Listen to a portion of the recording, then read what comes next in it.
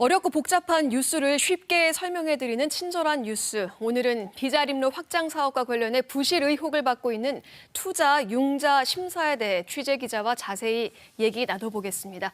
이면희 기자 나왔습니다. 안녕하십니까? 안녕하세요. 네, 오늘 처음 출연이신데요. 네. 네.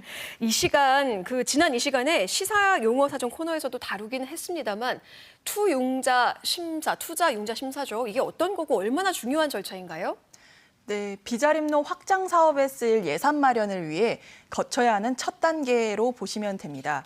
이 절차는 지자체에서 300억 원 이하의 사업을 추진할 때 해당 사업의 타당성과 효율성을 따져보는 절차라고 쉽게 설명해 드릴 수 있습니다. 그렇군요. 이 KBS 취재팀이 2013년 비자림로 확장을 위해 열렸던 투융자 심사 내용을 직접 들여다봤다고요? 네, 맞습니다. 비자림로 확장을 위해서는 도민 세금 200억 원이 투입돼야 합니다.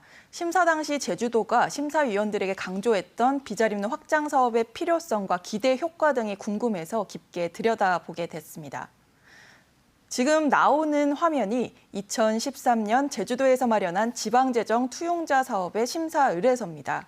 우선 사업의 필요성과 시급성 부분 먼저 살펴보겠습니다. 비자림로의 교차로가 기형적이라서 교통사고의 원인이 되고 세계 자연유산인 성찬 일출분의 연계도로라고 강조하고 있습니다. 또 사업의 파급 효과 부분도 보면 2011년 교통사고에 대한 자료가 들어가 있습니다. 그런데 뜬금없게도 제주도 전체의 교통사고 통계가 들어가 있습니다. 또 도민보다는 관광객을 위해서 도로 확장이 필요하다고 강조하고 있는데요. 제주도는 지금까지 주민 수건 사업이라고 내세워오지 않았습니까? 비자림로 논란 이후의 보도자료와 인터뷰 등을 통해서 주장해왔던 비자림로의 겨울철 결빙이나 갓길 주정차, 그리고 교통량 증가, 교통사고 수치는 찾아볼 수 없었습니다. 네. 심사 의뢰서 내용만 보면 사실 현재 논란을 일으키고 있는 비자림로 확장 구간을 설명하는 건지도 전혀 알 수 없는 정도입니다. 네, 이런 문제를 알아서 그랬는지 제주도의 심사 의뢰서를 평가한 심의위원들이 처음에는 재검토하라고 이제 결론을 내리지 않았습니까? 그러니까 위원들도 당시 제주도 주장에는 좀 뭔가 문제가 있는 것 같다 의혹을 제기한 거군요. 네, 맞습니다. 당시 심사위원들은 제주도 전체 통계가 아닌 비자림로 확장 공사 구간의 교통량과 사고 유발 사례, 그리고 위험한 도로라는 점을 입증할 수 있도록 보완돼야 한다며 사업 재검토 의견을 냈습니다. 결국 첫 심사에서 통과하지 못한 겁니다. 그러면 두 번째 열린 이 심사에서는 이런 것들이 좀 보완이 돼서 올라왔나요?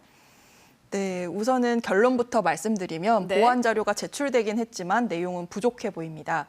지금 보시고 계시는 게 제주도에서 보완한 심사 의뢰서입니다. 비자림로 교통 현황이라면서 사진 2장이 첨부되는데요. 그런데 아무리 봐도 현재 공사 구간인 삼나무 숲이 길게 늘어서 있는 확장 구간은 아니라는 걸 한눈에 알아볼 수 있습니다. 그래서 첨부 사진에 나온 현장에 직접 가봤습니다. 네. 확장 공사를 해야 하는 비자림로의 시작점과 수십 미터 정도 떨어진 대천동 사거리에서 번영로 방향이었습니다. 네.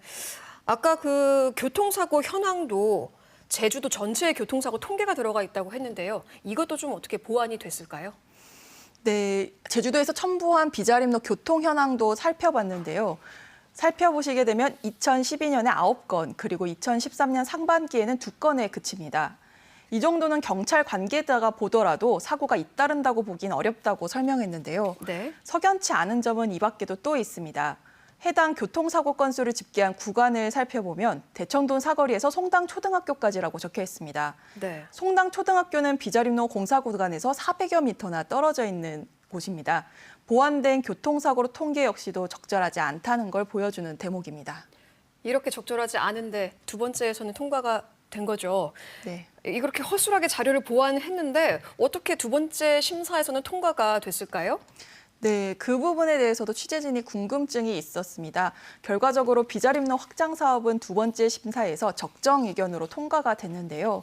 당시 심사위원들의 문제 제기는 없었는지 투융자 회의록 요약본을 입수해서 살펴왔습니다.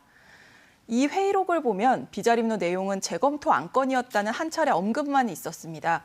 당시 비자림로 안건을 심의했던 위촉직 위원 10명과 모두 통화해봤는데요. 위원들 모두 현장 한번 가보지 못한 채 제주도가 제출한 자료에만 의지했다고 말했습니다.